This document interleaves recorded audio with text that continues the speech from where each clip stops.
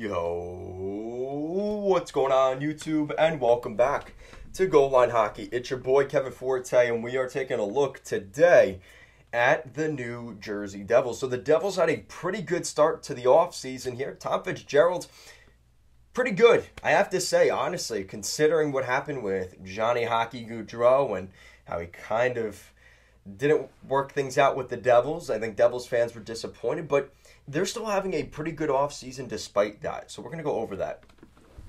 So first thing we're going to do is go over what happened right before the draft, and that was Pavel Zacha, or that was on the first day of free agency. Pavel Zacha going to the Boston Bruins and his restricted free agency signing rights going to Boston in exchange for Erik Haula.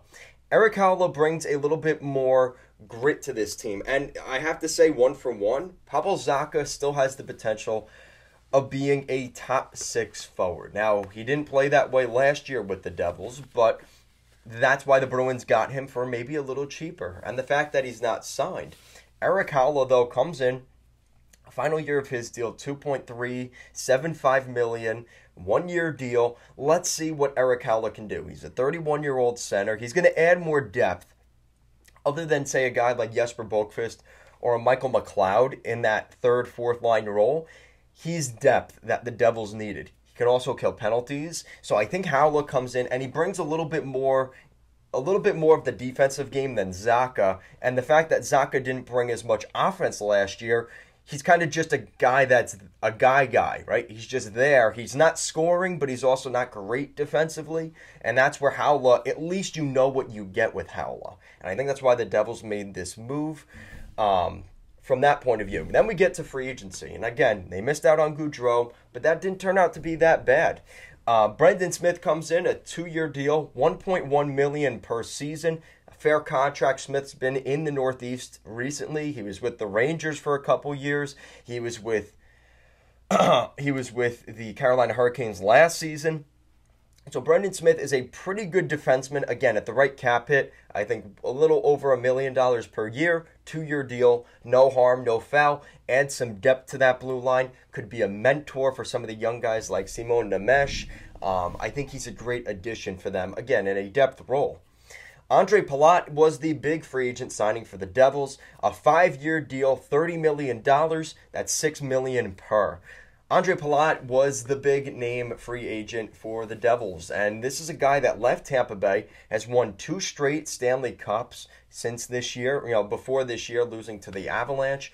He has been a critical part of that Tampa Bay team, and not the high-end player, but one of those guys that is just a great piece. Now he goes to New Jersey, which again the Devils have done well in free agency recently, right? They got Dougie Hamilton last year. They bring in Andre Palat this year. So the Devils, with the amount of cap space they have been able to make some moves. So I like this move here for the Devils. They get a guy that can score big goals in big moments. Reminds a lot of people of a Marian Hossa, and to be honest, and I know some fans are going to be, on the fence whether this is the case or not. He reminds me of Zach Parise when he was in Jersey. He was that kind of player, and that's what you're getting here. And I think the Devils will be very happy with Andre Palat. Palat is still fairly young. He is 31 years old. This deal will take him till he's 36, so we'll see how long that lasts. He has a full no movement clause with the Devils as well. So I like this deal for the Devils. I like this deal for Palat. He gets his payday, right? He's been very underpaid in Tampa for the last couple of years. And now he gets his ticket up in New Jersey, where he will probably spend the rest of his career. Now, that wasn't it for the Devils, though, because recently they just made a trade, and I had to redo this video. This is my second time making this video. They also brought in Vitek Vanacek, right? They haven't signed him yet, but again, assume that signing's coming in the wings. We also have a trade with their crosstown rivals in Pittsburgh, the Pittsburgh Penguins.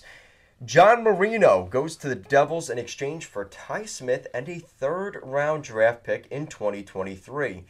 So, for the Penguins side of things, I already did a trade detail video on this, so I'm not going to talk as much about the Penguins, but the Devils traded Ty Smith, right? He was their 17th overall draft pick a couple years back, and now he gets sent to Pittsburgh. And John Marino comes in. Now, John Marino, I think, is the better player in the trade.